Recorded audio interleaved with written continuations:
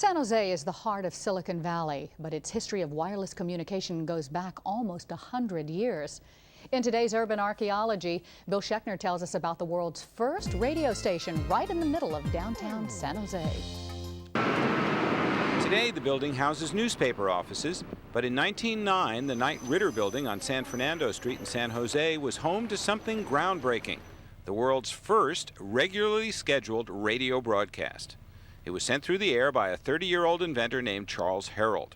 He's a pioneer, and I think anytime you have somebody who's at the beginning of their field, whether it's wireless or radio or space advancement, whatever it is, somebody had to start the idea. Somebody had to be the first to try it, to be the first to make it widely available. Herrold's story is told in detail in a one-hour documentary put together by San Jose State professor Mike Adams. Herrold was born in Illinois. His family moved to San Jose when he was 10. His father invented farm equipment, perhaps inspiring the young Herrold to tinker with machines of his own. Herrold attended Stanford but dropped out. He eventually taught at a college in Stockton. His main interests were astronomy and mining. There, Herrold read a book called Looking Backward.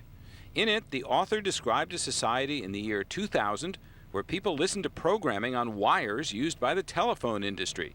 That story inspired Herrold. He returned to San Jose, where he set up a wireless college in January 1909. It was primarily used to teach students how to send and receive Morse code over the wireless telegraphs of that day. Later that year, Herrold used the wireless technology to begin broadcasting music and programs on a radio frequency he simply called FN. He had students that would broadcast on the radio station, and his wife even got involved playing records, making her one of the first female DJs out there. His program lasted from 1909 to 1917. His listeners were people who built their own radio receivers. He was broadcasting to people who were creating amateur sets at home, so it wasn't like you bought your radio and you just tuned in. You had to know, you received a schedule in the mail, most likely, if you were one of those amateurs, and that would tell you when the broadcasts were going to be and what they were going to be. The radio receivers worked sort of like ham radios. People searched the dial until they found a broadcast. Then they wrote the call letters on the dial so they could find it again. Simple. In 1921, Herrold received a license for his station. He called it KQW. In 1949, that station became KCBS, which eventually moved to San Francisco.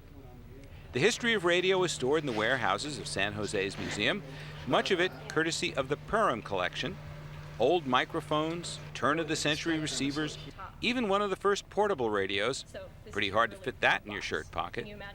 Yes, radio has indeed advanced during the past 94 years, but it began in a building in San Jose by a man who had an eye and an ear for the future. I'm Bill Schechner. That's today's history lesson. And San Jose's History Museum plans to open an exhibit on electronic broadcasting in Silicon Valley.